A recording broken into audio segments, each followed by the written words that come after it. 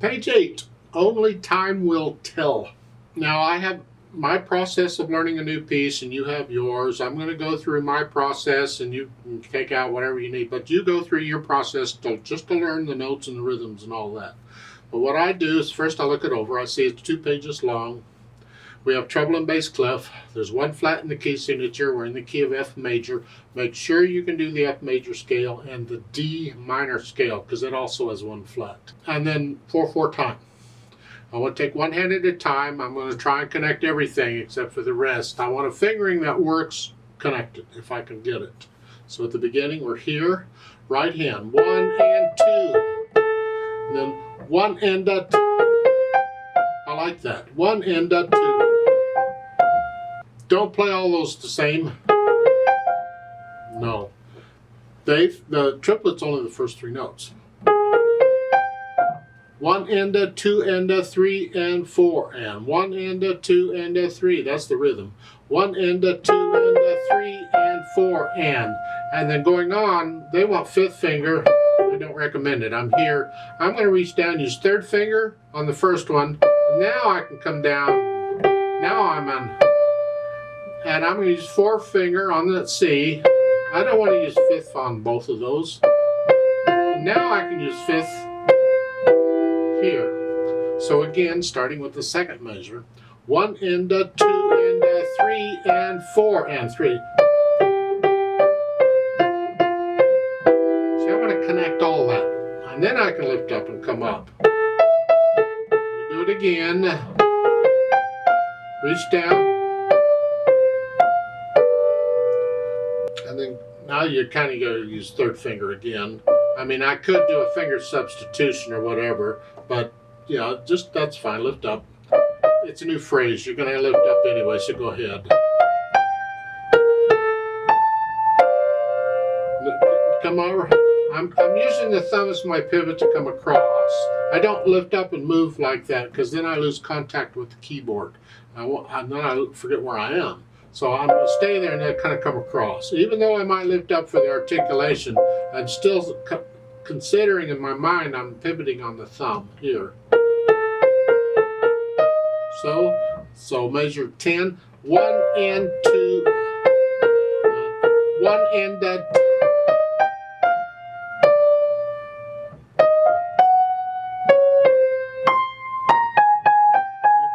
I think you can do all that. Let's go down to measure 27. We'll start there. You're up here. 1 and crossover. Bass clef. You're playing the same notes on there. And that is an E natural there because the E flat in that previous measure is only good for that measure. So this is an E. Measure 31 up here. 1 and bass treble clef. Left hand, well, I've got these chords. 2, 3, 2, 3, 4. 1, 2. Okay, no big problem there, I hope. At the bottom of page 9, let's start with measure 31. We're up here. And you've had this passage before, you'll get there. And then come back down. Here, and then here. And then this last 2 measures. 1 and. See, the fingering, they want. And then up here. Yuck. No. Here. 1, 3, 2, 1, and then 4. Now I've got 3 fingers available for that. I connect it all with the hand. 1 and. And then, this is what I recommend. Put the hands together. Now when I put the hands together, I'm liable to hesitate all over, and that's okay. I don't care. I just want to know when the hands are working together. Here and here. Keep in mind this is jazzy, so we get these harmonies. So I go through and I get the fingers working together, and then I go back through it a few dozen times or whatever, and get rid of the hesitation so it's a steady beat throughout. And then I can think about the articulation. This is fairly connected.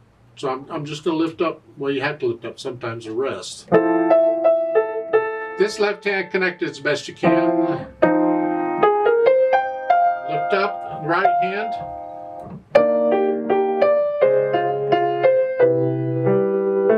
Lift up. So you put in the articulation. Really, it's mainly just phrasing. Then I think about the dynamics. MP, mezzo piano. This is for the right hand, this melody. These chords need to be soft or very soft. Keep them in the background.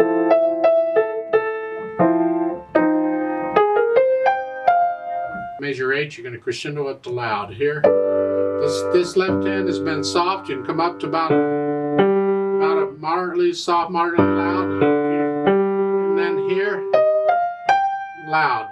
This needs to be in the background. So again, measure 8.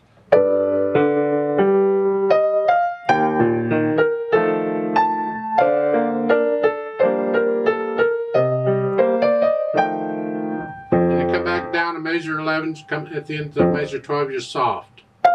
So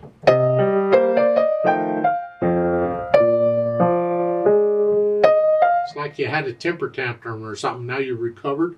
I don't know. It has something to do with love. I don't know.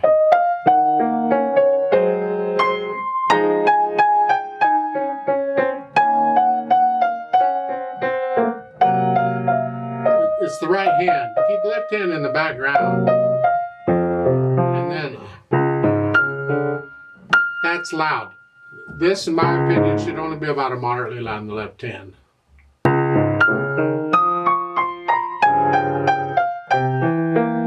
moderately loud, measure 19. Slow down and back down like you were at the beginning.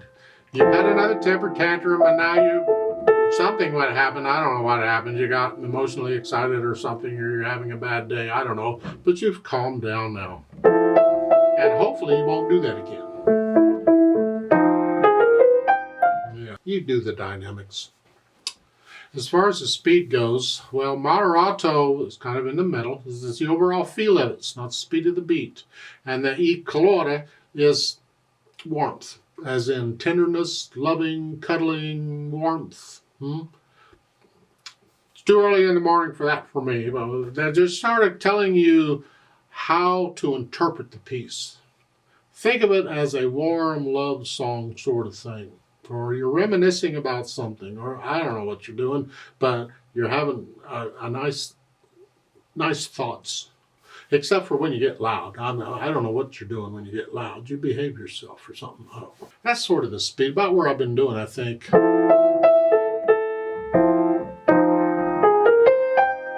See, it isn't necessarily the speed of the beat, because that's going to go about 1, 2, but you don't want the eighth notes to go too fast. So the eighth notes are going to slow it down a little bit, and then the half notes and R are going to speed it up a little bit. So you got to find the middle range, just a nice gentle speed all the way through. And then, of course, they've added pedal, which would be nice because this is pretty dry right now without pedal. And I always learn a piece without pedal first. I want to know what the fingers are doing, because it's too easy just to let the pedal cover things up, and you get lazy with the fingers. Bad habit. Learn it without pedal first. Make the fingers do the job. And then when you add pedal, you can see what effect it has. See, as long as the fingers are doing what they need to do when they need to do it, you have more freedom with what you want to do with the pedal. So you don't have to necessarily pedal everything. No. However, we're keeping it simple, and we're pedaling it pretty much like they're showing, except I have a couple suggestions. It's going to be overlapping pedal, or lag pedal. The notes go down first, and then the pedal. So the pedal is lagging behind whatever the notes are doing. So at the beginning, the notes first, then the pedal. I'm going to change it after I play the notes. Right there. That's too blurry for me. I don't like that.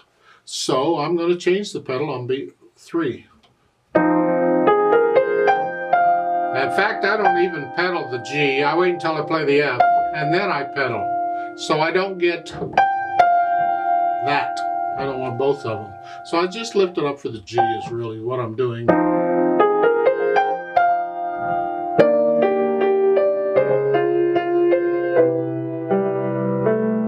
Again.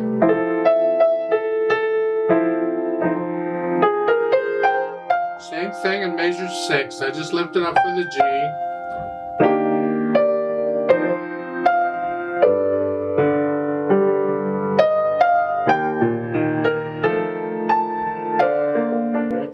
otherwise, I think you can pretty much pedal it like it's shown. Now, if it is too blurry for you, change the pedal then. Experiment a little bit with the pedal. If you want to hear the phrasing, lift the pedal up with the right hand at the end of a phrase so you can hear that. For instance, I'll measure 19 and 20. You're here. If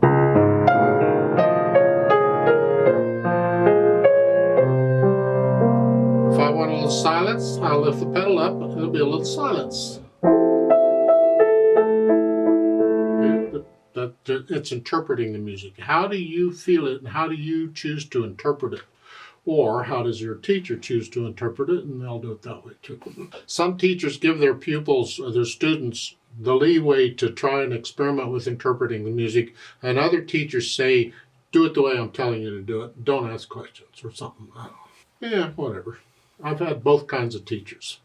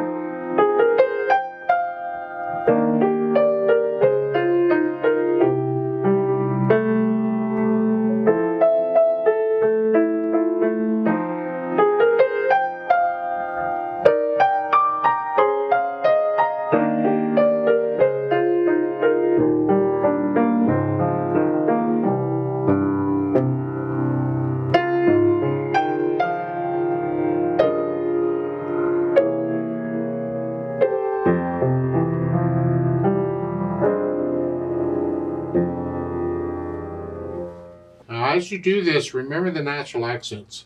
1, 2, 3. We want to feel these. 1, 2. 1, 2, 3, 4. 1, 2, 3.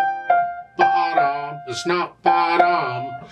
Feel the accent. 1, 2, 3, 4. 1, 1. All the way through, you want to feel these natural accents.